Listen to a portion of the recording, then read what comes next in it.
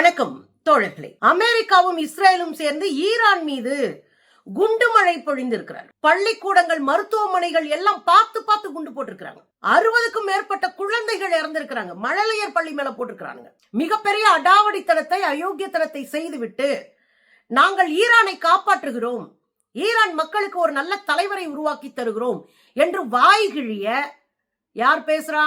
Trump.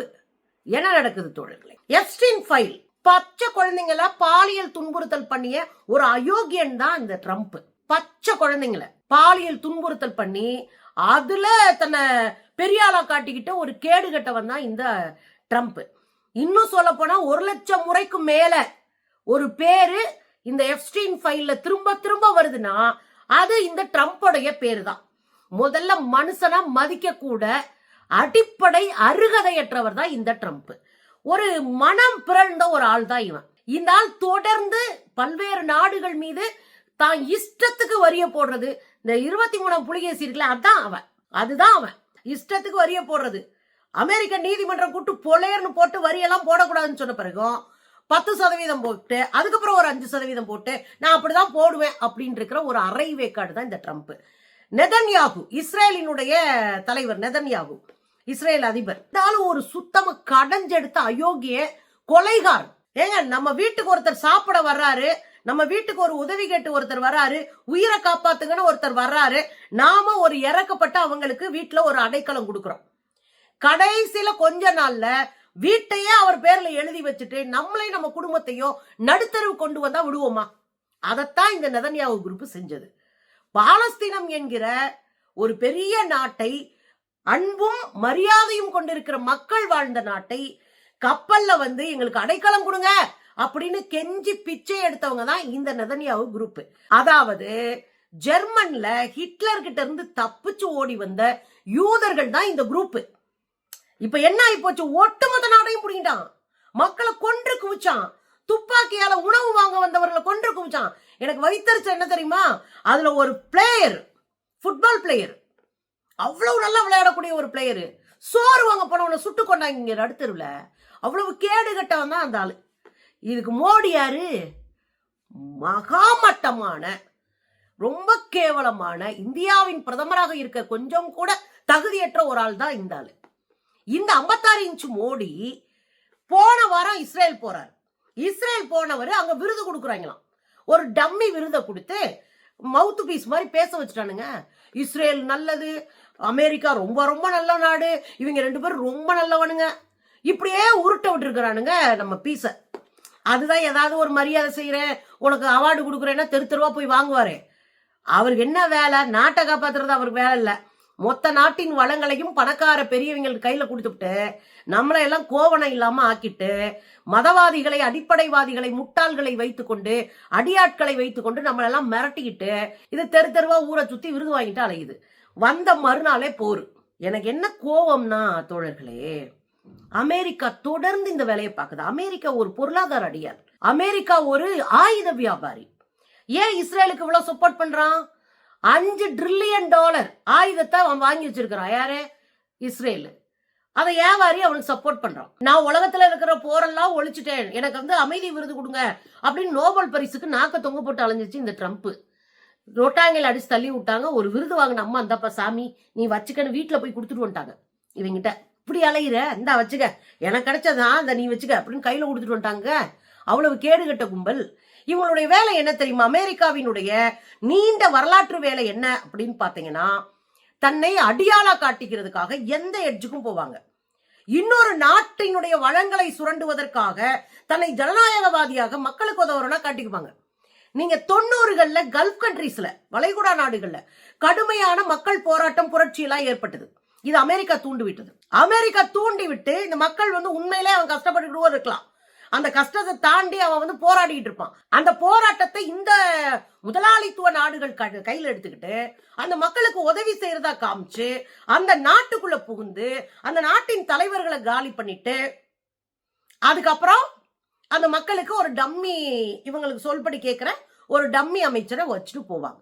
இதுதான் America தொடர்ந்து செய்யுது.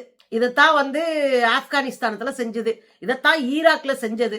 ஈராக்ல சதாம் ஹுசேன்லாம் அமெரிக்காவுக்கு சப்போர்ட்டரா இருந்தாரு தொடக்க காலத்துல.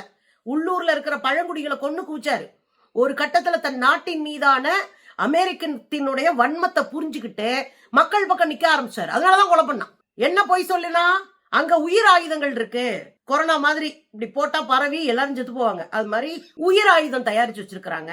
ஆனா உள்ள ஒரு ஆயுதமும் இல்ல. அவர் வங்கொலையா தூக்குல போட்டு கொண்டான். யார் இந்த சட்டாம்பிள்ளைத்தனத்தை கொடுத்தது? போன 2 மாசத்துக்கு முன்னாடி பொலிவியா நாடு, இந்த பொலிவியா தென் அமெரிக்காவில் இருக்கிற ஒரு நாடு, இந்த பொலிவியா நாட்டுக்குள்ள புகுந்து நடுராத்திரி விமானத்தின் மூலமாக அதிபருடைய வீட்டுக்குள்ள நுழைஞ்சு அதிபரையும் அதிபருடைய இணையரையும் கைது பண்றான். இந்த சட்டாம்பிள்ளத்தனத்தை யார் கொடுத்ததுன்னு கேக்குறேன். உலகம் ஜனநாயகப்பட்டுருச்சுங்க. இது ஒரு மன்னராட்சி இல்ல, போர் தொடுத்து போராட்டத்தெல்லாம் வச்சுட்டு தர்றதுக்கு. அப்ப இஸ்லாமிய நாடுகளின் மீது திட்டமிட்டு மக்களை கிளப்பி விடுறது. உங்களுக்கு சமீபத்தை உதாரணம் சொல்றேன். இங்க வங்கதேசம், வங்கதேசம் ஹசீனா மேல 1000 முரண்பாடு இருக்கு. ஆனா வங்கதேசத்தை பொருளாதாரத்துல உயர்த்தினதுல ஹசீனாவுக்கு ஒரு முக்கியமான பங்கு உண்டு. ஷேக் ஹசீனாவுக்கு கார்மெண்ட்ஸ் தொழில்துறை இருக்குல்ல, நம்ம திருப்பூர்ல பனியன் தயாரிக்கிற மாதிரி, அது மாதிரி கார்மெண்ட்ஸ் கம்பெனி அங்க உருவாக்கி உலகத்திலே முதல் இடத்துக்கு போயிடுச்சுங்க அந்த நாடு கார்மெண்ட்ஸ் துறையில. அதனாலதான் ட்ரம்ப் வந்து 0 கொடுக்குறான். ஏன் 0 கொடுத்தான்? ஹசீனா அடிச்சு ஆடி ஒரு பொருளாதாரத்தை ஒசத்து போது அங்க இளைஞர்களை கிளப்பி விட்டு அன்னைக்கே அங்க இருக்கிற கம்யூனிஸ்டுகள் எச்சரிச்சாங்க, அமெரிக்கா உள்ள நுழைஞ்சுட்டான், கவனமா இருங்க, மாணவர்களை தூண்டி விட்டு பொருளாதார சேதத்தை ஏற்படுத்தி இந்த நாட்டை பின்தங்க வைப்பான் அப்படின்னு அன்னைக்கே கம்யூனிஸ்டுகள் எச்சரிச்சாங்க, அங்க இருக்கிற கம்யூனிஸ்டுகள். ஆனா எவன் காதலையும் விழல. ஜென்சி போராட்டம்ன்ற பேர்ல நாட்டை சீர்குலைச்சாங்க. இப்ப பாருங்க, தேர்ந்தெடுக்கப்பட்ட ஒருத்தர் தேர்ந்தெடுக்கப்பட்டாரு, அதுல 1000 பிரச்சனை. அதுக்கு பிறகு ஒரு போராட்டம் இப்ப நடத்திட்டு இருக்கு. புரியவே இல்லைங்க.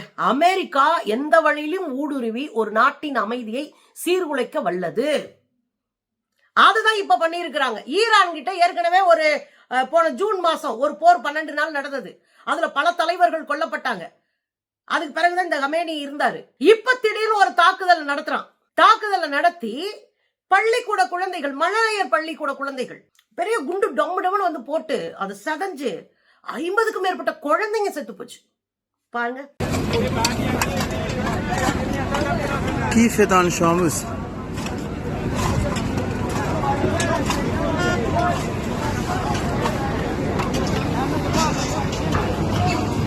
பாத்தீங்கல்ல, செதஞ்சு கிடக்குங்க கட்டடம், குழந்தைங்க, பச்சை குழந்தைங்க, பள்ளிக்கூடம், மருத்துவமனை, அவங்களுடைய ஆராய்ச்சி நிறுவனங்கள், தலைவர்களுடைய வீடுகள்.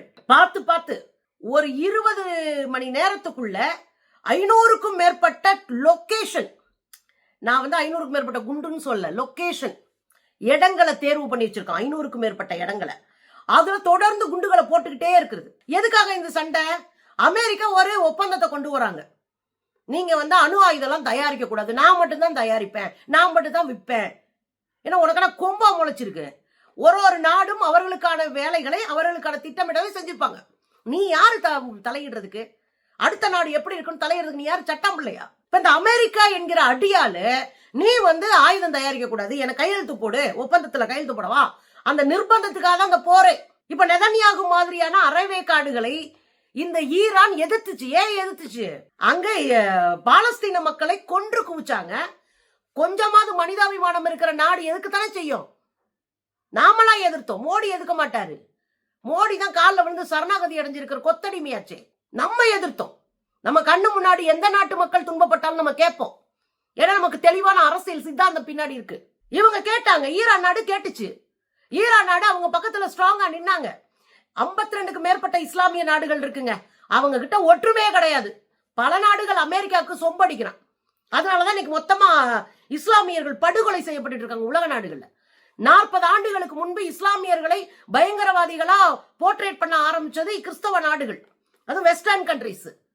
இன்னைக்கு கடைசியில் அவங்க பயங்கரவாதிகளா முழுசா சொல்லி மக்கள்கிட்ட இஸ்லாமியர்னாலே பயங்கரவாதின்ற ஒரு மனநிலையை உருவாக்குனது வெஸ்டர்ன் கண்ட்ரிஸ். இன்னைக்கு நம்ம நாட்டு வரைக்கும் வந்துருச்சு. இதுல என்ன பண்ணிருக்கிறாங்க? ஐயா ஹமேனி அவர்களுடைய வீட்டுல அங்க கீழே வந்து பதுங்கறைகள்லாம் இருக்கும், எல்லா அந்த நாடுகள்லாம் இருக்கும். அதுல இருக்கிறாங்க. குண்டு மேல குண்டு போட்டு 200க்கும் மேற்பட்ட குண்டு போட்டிருக்கோம். போட்டு அந்த வீடை தரைமட்டமாச்சு. இனி அவங்க தப்பிச்சு வர முடியாது. பாதாள அறையில மூச்சு திணறி செத்துற வேண்டியதான். அப்படித்தான் அவர் கொல்லப்பட்டதாக செய்திகள் வருகிறது. சிலர் சொல்றாங்க இல்ல செத்திருக்க மாட்டாரு, அவர் உயிரோடு தான் இருக்காருன்னு சிலர் நம்புறாங்க. ஆனா கொல்லப்பட்டார் என்பதுதான் பொது செய்தி. அதுல அவர் மட்டும் கொல்லப்படல, அவங்க மகள், மருமகன், ஒரு பேர குழந்தை செத்து போயிட்டாங்க. அவர் குழந்தைங்கிட்ட எவ்வளவு நல்லா நடக்கிறாரு பாருங்களேன் இந்த வீடியோவை. ஒரு குழந்தை கேக்குது, நான் மற்றவர் ஆகணும். அதுக்கு என்ன அர்த்தம் அப்படின்னா, நான் வந்து உயிர் தியாகம் செய்யணும் நாட்டுக்காக அப்படின்னு ஒரு குழந்தை கேக்குது. அவர் உடனே வாங்க ஆயுதம் விடுங்க, நல்லா படிப்பா, கஷ்டப்பட்டு படி, பெரியவனா வளரு, இஸ்லாத்துக்கு உண்மையா இரு, 80-90 வயசு வரை இரு, தன்னாலேயே நீயே தியாகி ஆயிருவ. மற்றவர் அப்படின்னா தியாகி, தன் இனத்துக்காக தன் கொள்கைக்காக உயிரை விடுறவர்னு அர்த்தம். அப்படி நீ இயல்பாவே ஆயிருவப்பா அப்படின்னு ஒரு குழந்தைக்கு சொல்றாருங்க. பாருங்களேன்.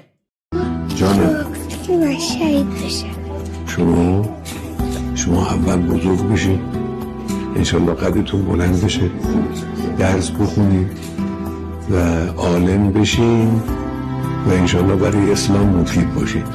یه 80-90 سالم عمر کنید بعدم شهید بشید. இவரை தாங்க போட்டு கொண்டிருக்காங்க. இந்த குழந்தை உட்பட அத்தனை பேரும் செத்து போயிட்டாங்க. அதுதான் இங்க மேட்ரு. இதுக்கு இடையில ரஷ்யா, சைனா கடுமையான எதிர்ப்பை தெரிவிச்சிருக்காங்க. கப்பல் படை அனுப்பியிருக்காங்க, கடுமையான எதிர்ப்பை தெரிவிச்சிருக்காங்க. என்னடா அது, நீ ஆட்டுக்கு உள்ள நுழைகிறீங்க, இது அத்துமீறல் இல்லையா, இது உங்களுக்கு அசிங்கமா தெரியலையா அப்படின்னு சீனாவும் ரஷ்யாவும் போட்டு பொளந்துகிட்டு இருக்கிறாங்க. இன்னொரு பக்கம் உலக நாடுகள் முழுவதும் மக்கள் இந்த அமெரிக்காவின் ஏகாதிபத்திய திமிருக்கு எதிராக போராடி கொண்டிருக்கிறார். மக்கள் வீதிக்கு வந்திருக்காங்க. இத்தாலி, அமெரிக்காவில் இருக்கிற மக்கள் ஜனநாயகவாதிகளா இருக்காங்க. நான் அப்படிதான் பார்ப்பேன். இஸ்ரேல்ல இருக்கிறவங்க கூட எங்க நாடு, எங்க இஸ்ரேல் அப்படின்னா ஒரு பழமைவாதம் பேசுவாங்க, இந்தியாவில் சங்கிய மாதிரி. ஆனா அமெரிக்காவில் ஒரு மனுஷன் கஷ்டப்பட்டானா உடனடியாக கஷ்டப்படுற மனுஷன் பக்கத்துல நின்று போராட தயங்க மாட்டாங்க. உண்மையிலே எனக்கு அவங்க தான் ஜனநாயகவாதியே தெரியுறாங்க. இப்படி உலகம் முழுவதும் இருக்கக்கூடிய ஜனநாயகத்தை நேசிக்கக்கூடிய மக்கள் இந்த ஈரான் மீதான அத்துமீறலை, இந்த அயோக்கியத்தனத்தை கண்டித்து கடுமையான போராட்டங்களை செஞ்சிட்டு இருக்கிறாங்க. உண்மையான இடத்துல சம கோபம். என் மையன் கல்ல இருந்து என்னை தட்டி எழுப்புறான், அம்மா கமேனியை கொண்டுட்டாங்க. எங்க வீட்டுல 90% அரசியல் தான் அதிகமா பேசுவோம். 90% நாங்க அரசியல் பேசி வளர்ந்த குடும்பம். நான் பிறந்த குடும்பமும் அப்படித்தான், நான் வாழ்ந்துட்டு இருக்கிற இந்த குடும்பம் அப்படித்தான். ரொம்ப வேதனையா போச்சு. அதுக்கு பிறகு அப்படியே நெஞ்சு படப்படப்பட ஒரு அதிகாரம் ஒரு நாட்டுக்குள்ள நுழைஞ்சு அந்த நாட்டை என்ன வேணாலும் பண்ணலாம் அப்படின்ற திமிருத்தனத்தை எங்க இருந்து வச்சு கொண்டு வராங்க. உண்மையில மனசு உடைஞ்சு போச்சுங்க, கோபமா இருந்துச்சுங்க. நம்ம அதிகாரத்துல இல்லையே, நம்ம கிட்ட அவ்வளவு பணம் இல்லையே, ஒரு உதவி செய்யறது கூட ஒரு நாதி இல்லாம அந்த மக்கள் இருக்காங்களே. இப்ப அந்த நாட்டுக்குள்ளேயே இருக்கிற மக்களை தூண்டி விட்டு அந்த நாட்டு அரசுக்கு எதிராக கொண்டாட வைக்கிறான். அமெரிக்காவில் இருக்கக்கூடிய ஈரானியர்கள் அங்க கொண்டாடிட்டு இருக்கான். இதுல நமக்கு என்னன்னா, ஒரு நாட்டுல பிரச்சனை இருக்குன்னா உள்ள உட்காந்து அடிச்சு சரி பண்ணணும், அதான சரி. அமெரிக்காரனுக்கு நீங்க நாட்டை வித்துட்டீங்களே, இப்போ நீங்க ஓடி போய் அமெரிக்கால சொகுசா இருப்பீங்க, உள்நாட்டுல குழந்தைங்க கூட செத்து போச்சே. உடனடியாக ஈரான் அறிவிச்சிருக்கு ஒரு விஷயத்த, கமேனி இறந்துட்டாரு, அவருடைய குடும்பமே இறந்து போச்சு, குழந்தைங்க 50-60க்கு மேற்பட்ட குழந்தைங்க செத்து போனாங்க, பல இடங்கள் தரைமட்டமாக்கப்பட்டிருக்கு. ஆனா அந்த நாட்டினுடைய ராணுவம் அறிவிச்சிருக்கு, என்ன அறிவிச்சிருக்கு, கமேனியினுடைய படுகொலைக்கு பழிக்கு பழி வாங்குவோம், இந்த கமேனி அவர்களுடைய படுகொலைக்கு பழிக்கு பழி நாங்க வாங்குவோம், வரலாறு காணாத பெரும் தாக்குதலை செய்வோம் அப்படின்னு எச்சரிச்சிருக்கு. எனக்கு போர்ல உடன்பாடு இல்லை. எந்த போரும் குழந்தைகளையும் பெண்களையும் அதிகமா கொல்லும். எளிய மக்கள் தான் போர்கள்ல அதிகமா சாவாங்க, உழைக்கிற மக்கள். பணக்காரர்கள் பறந்துருவாங்க. எனக்கு போர்ல எப்பவுமே உடன்பாடு இல்லை. நேத்துல இருந்து மனசுக்குள்ள ஓடிட்டு இருக்கவங்கிட்ட சொல்றனே, ஒரே குண்டை போட்டு அழிச்சிடக்கூடாதா இந்த இஸ்ரேல்லாம் அப்படின்ற அளவு கோவம் இருந்துச்சு. அது கோவத்துல வர வார்த்தை. போர் எப்போதுமே ஆபத்தானது தோழர்களே.